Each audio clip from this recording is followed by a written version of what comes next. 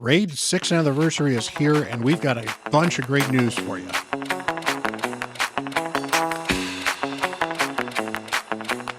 Hello, everyone. Bront, CatHerder here. We're having some fun talking Raid Shadow Legends. I am editorless for this to get this to you as quickly as possible, but there is all kinds of good news. First of all, as you can see, it is the 6th anniversary, and so we have all kinds of cool stuff here on the Bastion. They do a great job with this stuff. You've got all the celebration. You've got some extra, a little grass around here, whatever else too, but I think this is actually really, really cool looking. It's just enough to be nice without being particularly gaudy. And since it's not Christmas, it's kind of nice that they didn't go too overboard. But I think this is overall really, really nice. And honestly, I hope they keep some of this stuff when they revert it back from the celebration, because some of the extra grass and extra effects here really do make the Bastion look just a little bit better than it usually does. So right now we do have other things in mind. So first of all, if you go into the shop, and you should see this pop up as well, we have this 6th anniversary gift right here. Now this is on a week-long cooldown, I believe. You've got, several weeks to deal with this. So even if you make a new account sometime now for the next 3 weeks or so, 4 weeks, you will get this pack, which is absolutely awesome. Claim this right here. And of course, the first day here, you get a Sacred Shard, 500 silver, some energy. You get a 5-star chicken here, a bunch of Ancients, a Primal, some Voids, a Legendary Book, a bunch of energy most of the days. That 5-star chicken is going to be really juicy on my free-to-play. Lots of great stuff here, and this is all for free. But beyond that, there are a couple of codes we want to talk about as well. First of all, if you are a new player, there is a code called Supreme 6. Supreme 6 gets you Supreme Gallic. Supreme Gallic is an absolutely amazing Void legendary. Now, if you're going to use him, you're not going to be able to use the Monkey King, so it's going to be Supreme Gallic or Monkey King, and honestly, I think both are very, very good choices. Gallic is going to be a little bit better for some PvE content. He's a very, very good champion. I actually would love to have him on any of my accounts, whereas the Monkey King is going to be a little more PvE for you, or PvP focused, I should say. He's a little more arena focused, very good in a lot of other content, can be very good and very helpful in a lot of areas, but Gallic's going to give you a lot of extra stuff that you don't get in other places. So he's got a attacks one enemy 2 times, each has 10% chance of inflicting a critical hit. So you only need to build him with 90% crit rate. I think that's throughout his entire kit. Increases HP burn on 1 target. His A2 here attacks 4 times at random, places 50%, 10% extra chance of inflicting a critical hit again. Each hit also has 75% chance of instantly activating HP burn debuffs on each target, decreasing the duration of those HP burn debuffs by 1.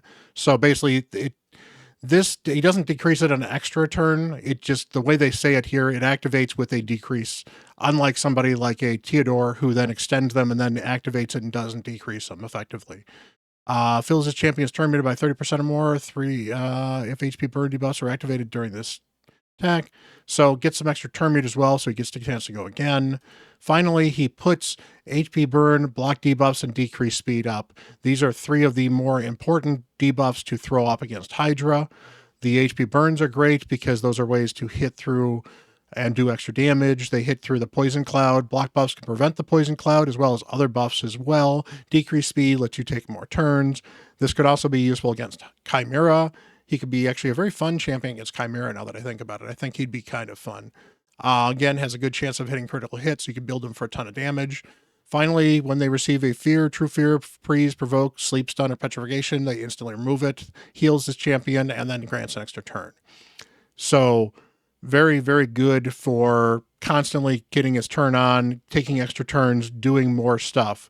Very, very good in Hydra. Honestly, going to be fun in Chimera. It could be even useful in like early arena, for example.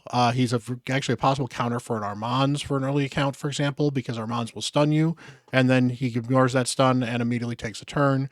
Could be very, very good as well. And then he's got a aura here, ally attack in all battles by 33%. It's a fine aura. It's certainly not the best aura in the game, but it's a good aura. That's actually probably one of the better attack auras in the game outside of Mythicals. So very, very good champion.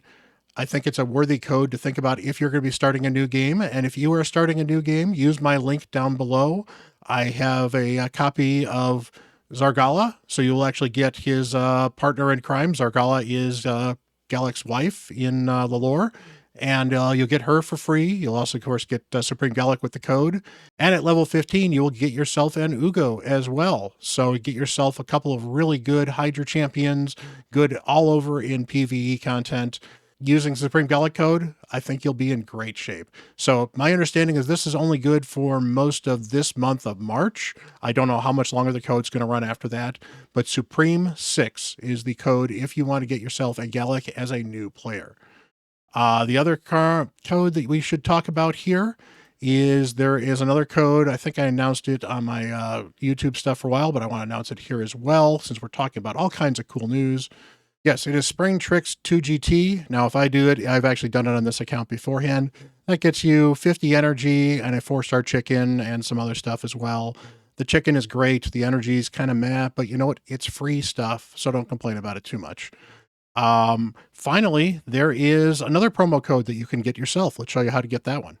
So this is the promo code puzzle for an energy refill, some XP, brews, silver, and auto battles. It's, again, another nice code. You do have to play a little game here. So if we do the start the game, you have these bookshelves here. If you want to skip ahead, if you don't want to see the solution of the puzzle, but it actually kind of shows you what you need to do for the puzzle, and you can kind of grab these things and put them in the right order as you go. There you go. You get the promo code. Okay, so I grabbed that code. This UM number, again, is not something that's going to hack your account in any way, shape, or form. Get promo code, get the code here. I can copy that. We'll go back to the game. There we go. And you get all the resources. They will show up here, just like all the other stuff will too. So I can get all of this stuff here. I will save the energy for later. And that is everything we have as far as the promo codes concerned. So you can do both of those promo codes. You do need to separate them for 24 hours. I don't know how long the 6th anniversary one is, but I suspect it's going to be good for most of this month. I don't know how long the Spring Tricks is going to last either. So definitely get both of those in as soon as you can. But we've got even more news. They have a new fusion here with the Fabian, the Grandmaster, I think, or something like that. We'll certainly talk about that when we get to him. So let me go show you his skill kit. We'll talk about that. And then we are actually going to pull a shard on my free-to-play. All right, so we have Lord Entertainer Fabian, or Farquaad, if you want to call him that. He's a little tall for a Farquaad, so I think we're okay. So he is a sweet-looking undead legendary. He is the host of the 6th anniversary events here. And just having read his skills beforehand, he is definitely a PvP champion on the level of an Armand's. He certainly can bring some extra PvE control for you as well. So I think he's going to be useful to any account. And honestly, I think he is in an Armand's and Newt's level of you really should get this guy if there's any way possible for you to get this guy. He is really, really good. So his A1 attacks one enemy 2 times. Each hit steals 10% of the target's turn meter. So that's a steal. So he's gaining that 10%, which can, for early game Fire Knight, could be very, very helpful for you as well. Places a True Fear debuff for 2 turns on target if the turn meter is fully depleted.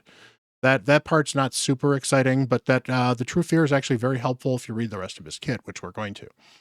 Unwelcome Guest places a petrification debuff for 1 turn, has a 75% chance of placing a True Fear debuff for 2 turns on all other enemies who are not under Fear or True Fear.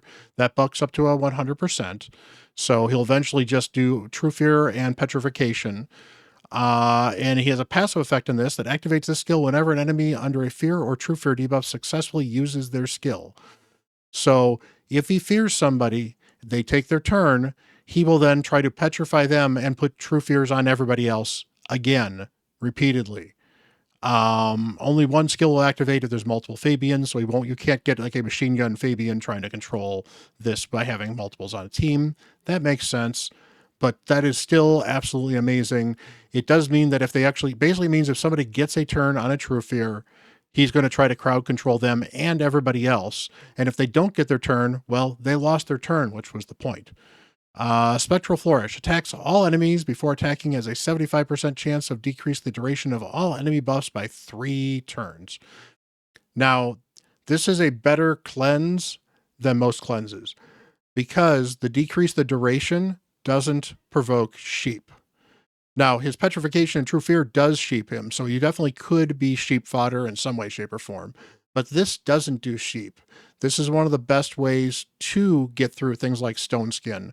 Now, the fact that this is not like a triple hitter that does it 3 times means that it's the 50-50 chance of Stone Skin, unlike, for example, a Marius, who's got a 50-50% chance of not doing Stone Skin, but because he does it 3 times, you usually can get at least one level of Stone Skin down, if not 2, on a 3-hitter fairly reliably. Still going to be very, very good, very anti-buff. Obviously, protected buffs are going to become more and more important in Arena with champions like this coming out. Also has a 75% chance of increasing the cooldowns of all enemy skills by 3 turns. So he does buff strip and lockout at the same time. So he has a Yumiko style lockout, almost a Warlord level. Warlord does a complete lockout, whereas this is only a 3-turn cooldown. But a 3-turn cooldown is enough to put every skill on cooldown for effectively, you have to take 2 turns before they can do their stuff on the 3rd turn. And then grants an extra turn if there are no buffs on the enemy after this attack. So if he strips everybody of their buffs, or they didn't have any, he locks them out, attacks them, and then gets another turn, which then means he can either steal some extra turn meter with the A1, or you can petrify somebody and put True Fears out on the other one. Again, very Armands-like as far as how good of a lockout this is. Now, his lockout is a 4-turn cooldown, but with the extra turn, that becomes a 3-turn. And the Unwelcome Guest is a 3-turn, but it effectively has a 2-turn cooldown if he's getting the extra turn. And honestly, it basically works with his Spectral Flourish to work. The entire kit works on a 3-turn cooldown, and it's fine. Ghost with the Most. When an enemy is revealed, places a True Fear debuff on the enemy for 2 turns. If there are multiple champions on the team with this skill, this effect will only activate once. That's kind of nice because basically it means that he can kind of anti-revive with True Fear to help kind of control people. I think it's actually fairly balanced as opposed to things like a stun where it absolutely 100% locks you out. There's ways to get around True Fear. True Fear is a chance of processing as well. So it's not quite the guaranteed lockout of some champions, but still very, very good. And then finally, removes any stun, freeze, sleep, provoke, fear, true fear, and petrification debuffs to this champion before the start of their turn. So he himself can't get stun locked out, which is great. That's another counter to the Armanzes of the world. Very, very good champion. And finally, he's got a speed aura of in all battles by 19%, which is part of why I think he's going to be good absolutely anywhere. Now, are True Fears really the best way to control the game on the PvE level? Maybe not. But I can tell you from a wave clear that increased cooldown is going to be absolutely huge. The cleanse, the basically buff cleanse is going to be great. And the fact that he can petrify somebody is great for taking somebody out of the fight for a fairly prolonged amount of time. Now, yes, a petrified person doesn't take a lot of damage, effectively like they have Stone Skin, but they're controlled, they can't get buffed, they lose all of their buffs that they currently have. It is a great way to control champions with petrification. And certainly if you have to manual it to turn it off so he's not constantly petrifying somebody and you never get a chance to actually kill them, that's fine. But they can die while under petrification, which is nice as well. Plus things like burns and bombs do more than normal damage against petrification, just like they do against Stone Skin. So this is an absolutely amazing champ. Definitely leans towards PvP, but I think he's going to be super, super powerful. It's kind of interesting that he kind of counters himself to some extent with the ability to remove fears and true fears and on his turn, so he can't really be controlled by them. And his ability to strip buffs, I think he's going to be a fun champion to have. I think he will possibly transform some of the PvP meta for early players, definitely, and for late game players. I think he'll find his way into some of those teams. He is a spirit support, which can be very good for a lot of the early accounts that are going to be struggling to get spirit champions. Might be a little bit of a disadvantage later on because there are a lot of magic champions that are certainly powerful in the late game. But honestly, there's also a lot of force champions that are powerful in the late game. So he could be a good counter to some of those force champions as well. So I think he is a must grab if you possibly can fusion. He is certainly one of the best fusions since Armand's and since Newt. So he is up in the conversation with those two as far as some of the best fusions in the game. He's got all kinds of uses. If you can go for this dude, absolutely go for this dude. But I promised you something else, so let's hop on the free-to-play. We've been grinding away on the free-to-play here, and I have been saving shards for this fusion, and I definitely want to save shards for this fusion. That said, this is an extra legendary event, and if I can get 2 legendaries with this 1 sacred on my free-to-play, that could be account changing. And if not, an epic could still be account changing. So we are going to pull this epic. You know what? Let's get a Pepsi here. I've got a Pepsi right here. Let's get some luck. Let's get some prayers to RNGesus. May he bless this account that we have been grinding on. And let's see if we can get 2 legendaries on the free-to-play. That is a Mistress of Hymns. That is not particularly exciting at all, other than it does give me a usable reviver in the Sacred Order, which is not horrible. I can certainly use that. So she's got to revive 2 random allies with 50% HP and puts a veil on them for 1 turn once she's ascended. Not a great revive on a 5-turn cooldown. She is the worst reviver in this faction, but she's still a reviver. Attacks 1 enemy, places a continuous heal buff on the 2 allies with the lowest HP for 2 turns if this attack is critical. And this is part of why she sucks, because you actually have to build her with crit rate to get any healing out of her on this skill. And then finally, heals ally with the lowest HP of the damage inflicted. So she is a damage-dealing reviver, which means she is very squishy and hard to keep alive. Is she still a reviver? Yes. So honestly, I will probably still invest a little bit in her and keep her around for the Sacred Order, because I think that will be very helpful for my Faction Wars team. Although that Faction Wars team has been absolutely killing it, but I think that they will do better having a reviver and a healer just to make things a little bit safer, and maybe I can get up to a farming stage 20.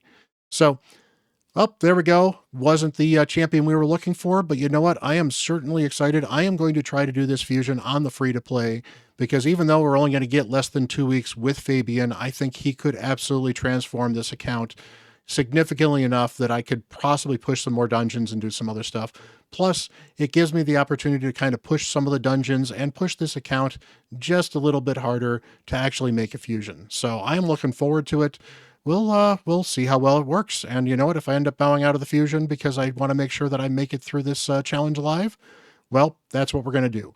But until then, that's my intention, and I appreciate you guys hanging around. So hit that like button, hit that subscribe button. I really do appreciate you guys are absolutely awesome. And until the next video, I'm Bront.